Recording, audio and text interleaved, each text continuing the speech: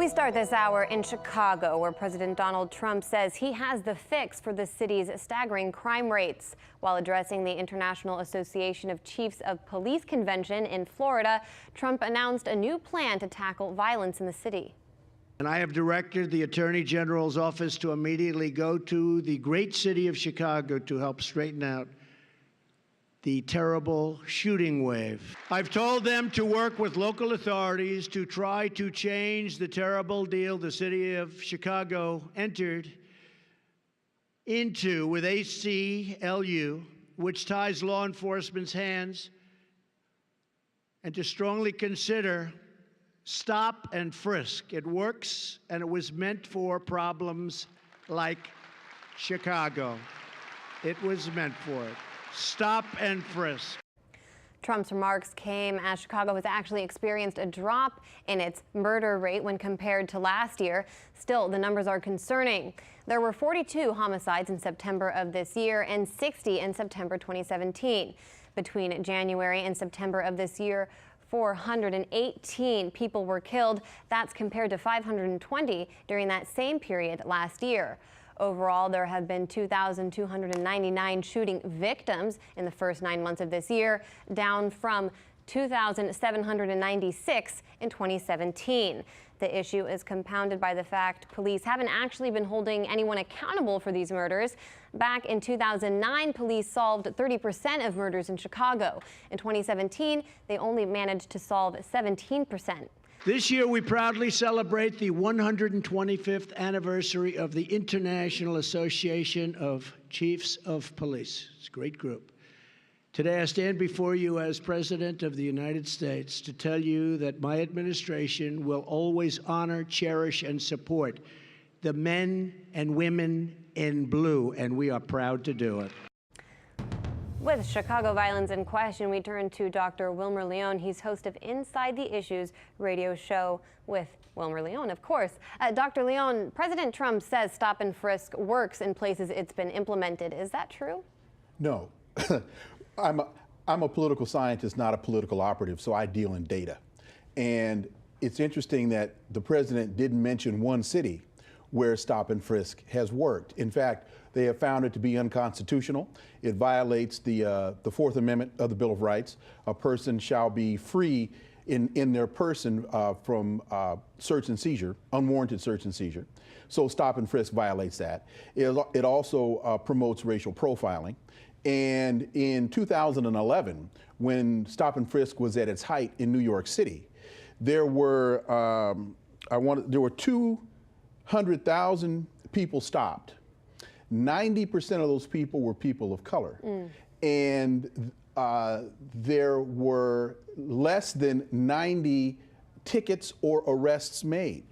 There's no statistically significant correlation between Stop-And-Frisk and a decrease in crime. Well, Trump and some Republicans prescribe Stop-And-Frisk. However, you and I both know that in many cities where this is an issue with Democratic leadership, for example, Chicago and Baltimore, those politicians have been criticized for the way they handle these issues as well. For example, Mayor Rahm Emanuel said in Chicago by critics to be erring on the side of siding with police all too often. What policies could actually be put in place if leaders in any party were serious about stopping violence? Well, the first thing to remember is crime knows no party. So whether it's a Democrat-controlled city or a Republican-controlled city, crime knows no party. What we're finding, as in Chicago, programs such as community policing, reestablishing a strong relationship between the police and the community that they're supposed to protect and serve are proving to be very, and have over the years proven to be very effective tools.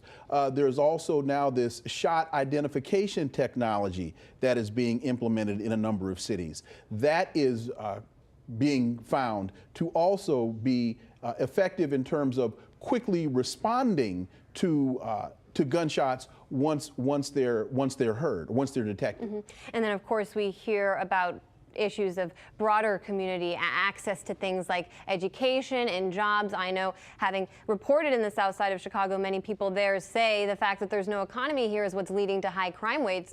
There's literally nothing for these people to do. And for example, Mayor Emanuel closed down schools in some of these poor areas. So what are kids supposed to do?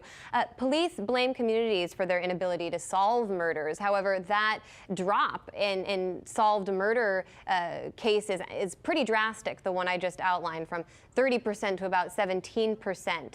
What else could be behind this drop? Well, again, the community policing is huge. The community has to trust the police as an organization that is there to protect and serve instead of being an occupying force, which unfortunately in too many of our cities, such as Baltimore and Oakland and other cities, the community perception has been that the police force is not there to serve them, they're there to occupy them. More church involvement, other types of social programs, jobs. When people are working, they're less inclined to commit crime. So jobs brings security, and security brings a number of elements back into the community that make the community a secure environment instead of an insecure environment. All right, we're going to have to. Oh, actually, since we have a little bit of extra time, one more question. When this issue comes up in the news, you hear people complaining about black-on-black crime.